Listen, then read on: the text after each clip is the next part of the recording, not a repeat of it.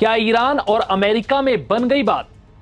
कौन सी शर्त के बाद अमेरिका संग समझौते को तैयार ईरान?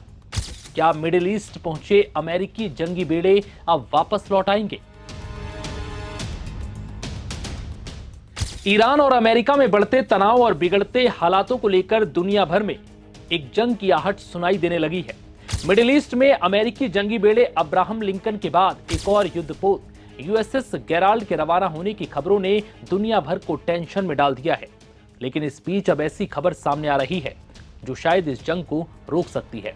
ईरान अमेरिका से परमाणु कार्यक्रम पर समझौते को तैयार है। हालांकि इसके लिए ईरान ने एक शर्त रख दी है। ईरान का कहना है कि अगर वॉशिंगटन ईरान पर लगे प्रतिबंध हटाने के लिए राजी हो जाता है तो वो इस समझौते को मानने के लिए तैयार है। ईरान के उप विदेश मंत्री माजिद तख्त रवांची ने साफ कर दिया कि अगर अमेरिका समझौता करने की इच्छा रखता है और ईमानदारी के साथ इस पर आगे बढ़ने को तैयार है तो हमें उम्मीद है कि हम समझौते की तरफ बढ़ेंगे। अमेरिका अगर ईरान पर लगे तमाम प्रतिबंधों में राहत का प्रस्ताव रखता है तो तेहरान अपने परमाणु कार्यक्रम पर सीमाएं लगाने के लिए चर्चा को तैयार है।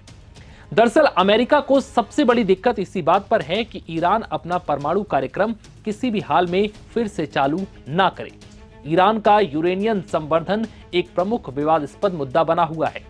हालांकि ईरानी उप विदेश मंत्री का कहना है कि शून्य संवर्धन अब कोई मुद्दा नहीं है और ईरान के नजरिए से अब ये चर्चा का विषय नहीं है। वहीं अमेरिकी अधिकारियों का कहना है कि दोनों देशों के बीच लंबी बातचीत की प्रक्रिया में प्रगति नहीं हो पा रही और इसके लिए ईरान जिम्मेदार है, न कि अमेरिका। शनिवार को अमेरिकी विदेश मंत्री मार्को रूबियो ने कहा कि राष्ट्रपति डोनाल्ड ट्रंप समझौता चाहते हैं लेकिन ईरान इसके लिए तैयार नहीं है। वहीं ईरान के उप विदेश मंत्री ने अपनी शर्तों के साथ गेंद अब अमेरिका के पाले में फेंक दी है। अगर अमेरिका इस शर्त के साथ समझौते को तैयार है तो ईरान को इस पर कोई आपत्ति नहीं है।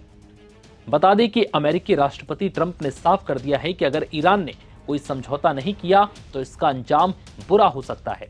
अमेरिका ईरान पर हमले कर सकता है, जिसको लेकर अमेरिका ने मिडिल ईस्ट में अपनी सैन्य मौजूदगी को भी बढ़ा दिया है। बता दें कि फरवरी की शुरुआत में ओमान की राजधानी मस्कट में अमेरिका और ईरान के बीच बातचीत हुई। हालांकि बातचीत को काफी बेहतर बताया गया, लेकिन बैठक से जिस बात की उम्मीद थी वैसा नहीं हुआ, क्योंकि ईरान ने 60% तक संवर्धित यूरेनियम भंडार को कम करने का प्रस्ताव दिया।